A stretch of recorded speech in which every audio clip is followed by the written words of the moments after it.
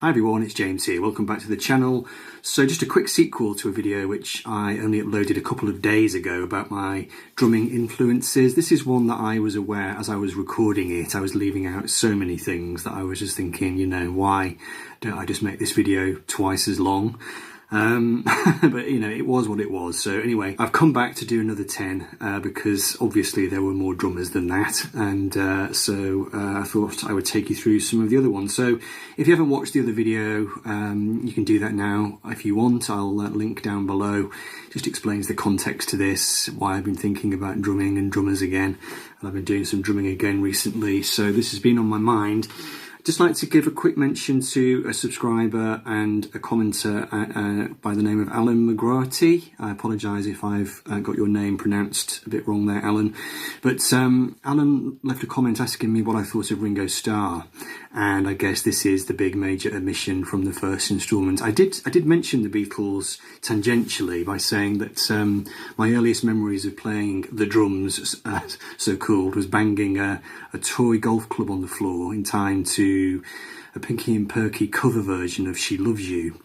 And but yeah, Ringo, obviously a massive influence. I mean, the Beatles changed my life more than any other band, so by definition, Ringo is in there.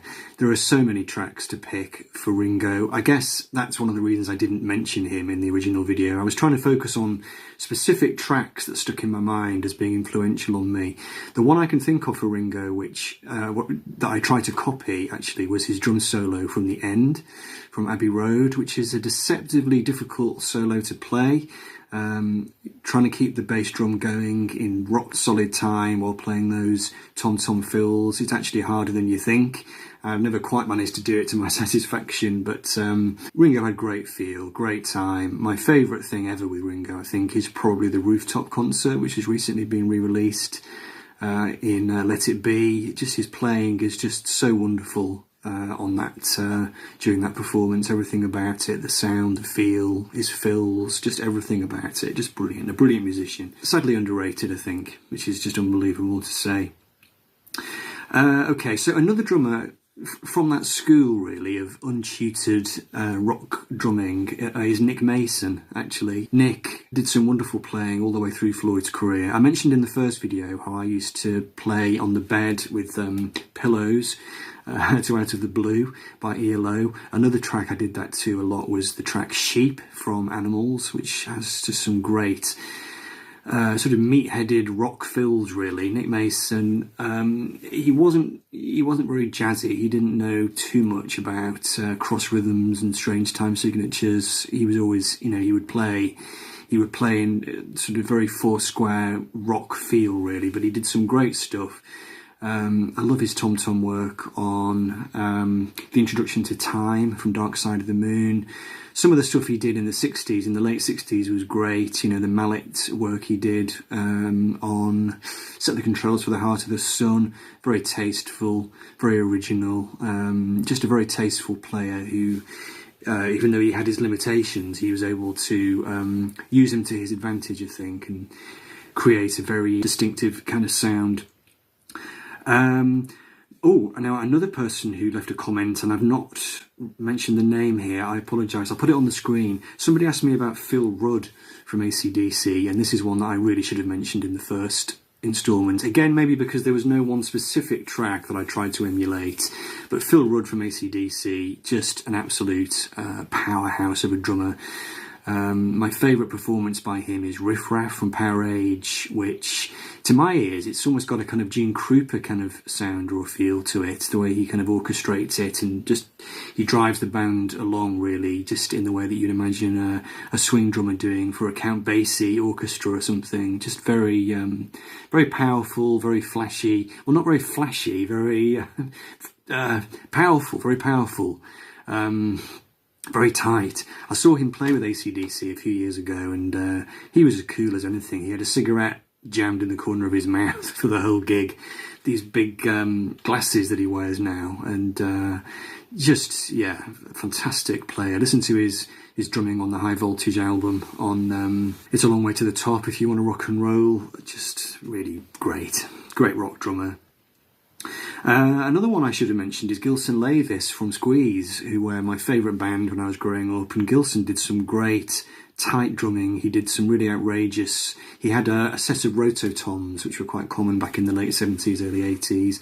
Did some great fills using his rototoms on the song Slightly Drunk from Cool for Cats. My favourite drum part from him, though, was on the song Footprints from Babylon and On, where it's a very unusual groove. He uses the tom-toms and the hi-hat in a very particular way. He used to play with two hi-hats. He had a hi-hat on the left, hi-hat on the right. He would play open-handed with a hi-hat over here, but he would also use the hi-hat here, and he would kind of go between them. Very original sound.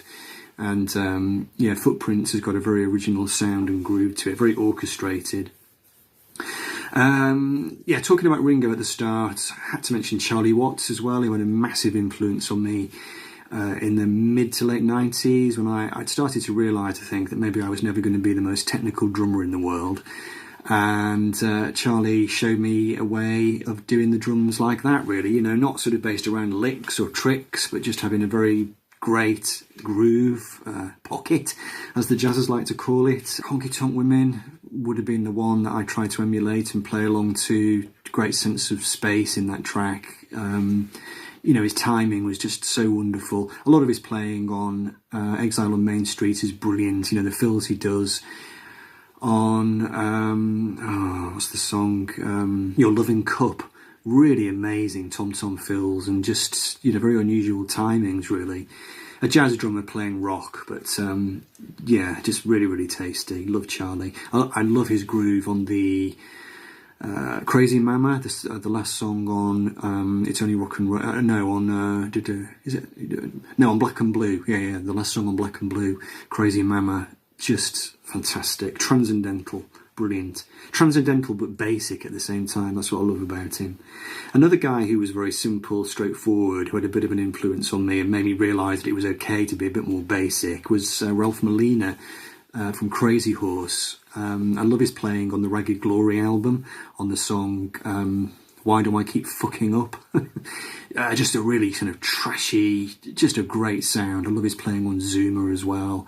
Wasn't afraid to be basic, and I guess with him it was just a case of this great symbiotic relationship with Neil Young, the way that he was totally on Neil's wavelength and just very supportive, not wanting to do anything flash, but just really playing for the song. And I just love his sound and that kind of single-minded approach that he had. It was just absolutely wonderful.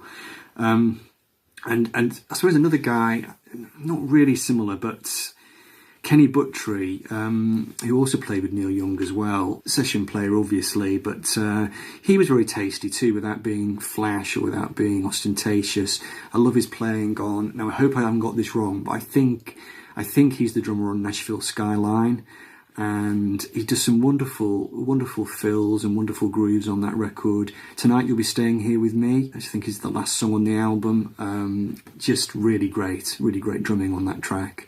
He's on Harvest by Neil Young, of course, and dozens of other albums. I suppose another guy a bit like that is Jim Keltner, who played with everybody, played with Eric Clapton, played with George Harrison. Again, a good one to play along with, quite an easy drummer to play along with and get into the groove. He could do some quite fancy things, it's just that often he was called upon not to, really, a bit like the Motown drummers, a lot of them were jazz guys who were just not being called upon to play jazz, so they played more straightforward stuff, but the jazz sensibility or the virtuosity came through in a more indirect way, I suppose. Levin Helm as well, actually, with the band, really earthy, funky kind of drummer, just absolutely brilliant. Who have I not mentioned here now? Mick Avery from the Kinks. I always loved his playing on Victoria from Muswell Hillbillies. Is it? Or is it from Arthur? Anyway, yeah, no, it's from Arthur, isn't it? Victoria is a good example of his almost sort of messy style, splashy, messy kind of drums, always rolling around the kit and just having a great time. Crash Bang Wallop. It's sort of garage rock kind of sound and kind of feel, really, with Mick. The perfect drummer for the Kinks. Right, so yeah, just to finish then, I will give a plug for Phil Collins. Phil has come in for a huge amount of stick over the years because of his solo career, really, as a kind of middle of the road singer, but his drumming is fantastic. I love Keep It Dark from Abacab, where he does some really strange things with the groove, turns it inside out and on its head, and there's some great kind of industrial sounds on that track, percussive sounds, sounds like a load of dustbin lids towards the end. It's brilliant. But the song that made the most impact on me that Phil drummed on was Turn It On Again from Duke, which has a strange time signature. I never remember exactly what the time signature is, but there's an extra bar every other, so it's a bar of 4 and then a bar of 5 or something like that, and he plays it in such a cool way you would never think that there was anything unusual about it. And in fact, if you're not a drummer, you probably don't even realise what he's doing in a way, but just a great player, very, very tasty. And that's just got me thinking as well. Andy Newmark, who played with everybody, he played with Sly and the Family Stone, he played with Roger Waters, Squeeze. He was great as well. He was brought on board by Roger Waters to play drums on Mother on the Wall because Nick Mason was having trouble with it, and he's also on. I think he's on a couple of tracks on the Final Cut as well. And again, he was funky. He could play in unusual time signatures. Love his work on Double Fantasy by John Lennon. Very, very tasty. I saw him play live with Squeeze back in the day. Would have been in the 90s, and. In fact, I saw him play in Liverpool a couple of years ago with the Double Fantasy band. Bit of a legend. So anyway, there we go. Thought I would have to do part 2. I'll try and leave it at that. I'm sure there are others, but I will leave it at that for now. So thanks to everybody for watching part 1, and I hope you enjoyed part 2. And I'll be back soon for a video not about drums and drumming. Take care. Bye for now.